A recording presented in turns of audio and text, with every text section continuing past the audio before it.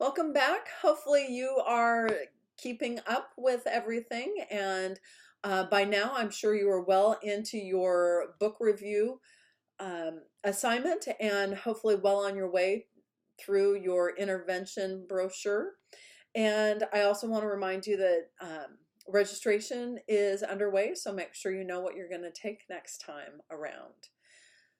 Last module was focusing on chapter 8, and that had to do with communication, especially how it manifests with young children with special needs. So I want to give a brief review over the information that you read.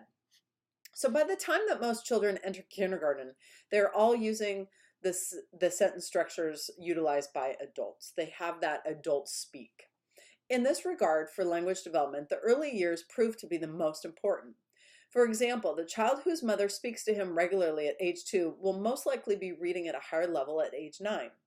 Language is not simply about speaking, as it is also entails reading, writing, nonverbal signage, as well as a host of critical components that facilitate the execution of speech and language. At its core, communication is comprised of speech, the auditory code through which we share information, language, the code of arbitrary signals that are corresponding to our realities, form, or the combination of phonology, morphology, syntax, content or semantics, and use such as functions and contexts. With development and associated environmental exposure, a child will slowly move from babbling to one-word utterances, which are meant to cause action around him to fully develop sentences.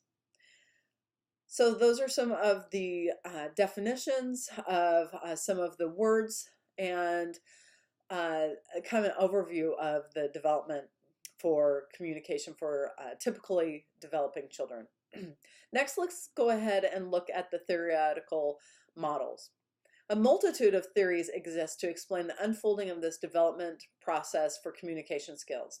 While behavioral theory holds that language is a subset of learned behaviors and, as such, is altered through a process of reinforcement, the innatist theory maintains that there is a biological basis for language acquisition, that all humans are neurologically disposed to learn language via the language acquisition device. Cognitive theory states that language is based in semantics rather than syntax, and social interaction theory views language as a culturally driven action derived from the innate human need to communicate. While these theories vary in their specific details for the emergence of language and related communication skills, they all agree that communication is one of the most important facets of growing up, and that strong communication skills can contribute to a successful and happy life. We all have gotten the text message that we read with our own tone and we're not really sure what the person means. And so all those pieces together, the auditory, the visual, as well as the hearing, the spoken word, has to do with how we communicate. Let's go ahead and look at the development style and processes for children who are challenged or with special needs. The communication skill for young children with special needs can be quite challenging if such speech and or language functions are delayed or impaired, and if overall communication is compromised. Because speech and language are complex multidimensional functions, the lack or diminished of one component can be detrimental to the use of other language-related functions. Most important among these functions for communication is hearing. We speak because we hear. When a child grows up without hearing sounds, particularly early in life, this is going to be lost, and the grammatical structure of spoken language may be disrupted or lost forever. This is particularly true of hearing impairment or deafness during the first 3 years of life. In this case, the child is at risk for the core functions of language to be negatively affected for the rest of his or her life. Similarly, visual impairments and blindness can also interfere with communication, and visual impairments can even contribute to disruptions in nonverbal communication. Moments of joint attending are missed by both the caregiver and the child, often prompting delayed speech in the child and disruption of cognitive concepts and social relationships. For example, because the child cannot see, she or he does not engage in communicative gazing. Furthermore, the notion of spatial adjectives and prepositions present a challenge as if there is a visual perspective from which these can be developed and understood. Taken together, one clear finding is that language delays and disabilities are seen more frequently in children who have a disparity between their mental age and their chronological age.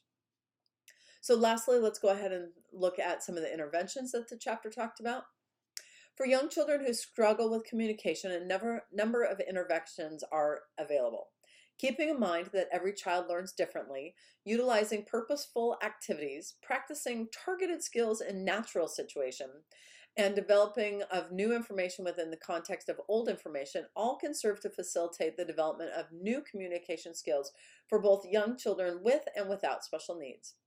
In addition to hands-on practice, technology can help serve a role in assessing the needs and assisting the communication needs of a child with those needs. These types of instructional activities likely will be explicitly taught and the environment structured in order to advance communication skills of many young children with special needs. Finally, giving the critical importance of communication skills to later life, it is essential that the early interventionist and/or the speech and language pathologist frequently and carefully monitor the child's progress once any intervention has begun. I hope you have enjoyed learning about this. And as we look at communication, it's a huge piece. In the center where I'm the coordinator, we have a lot of speech therapists who come in and work with the children. Besides my own son, started speech therapy when he was about 15 months old and went through the end of second grade. We went through a lot of training with that, and he had a lot of intervention time and a lot of time spent on how to produce words correctly. It was hard work for him, but it paid off. The speech pathologists and therapists that come and work with the children at my center, the great thing is they're working among the typical and atypical developing children.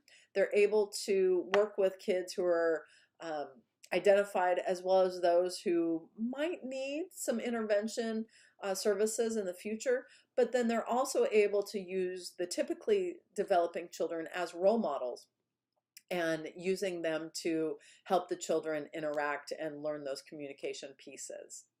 So again, hopefully this was good for a review for you of Chapter 8, and good luck in your future learning.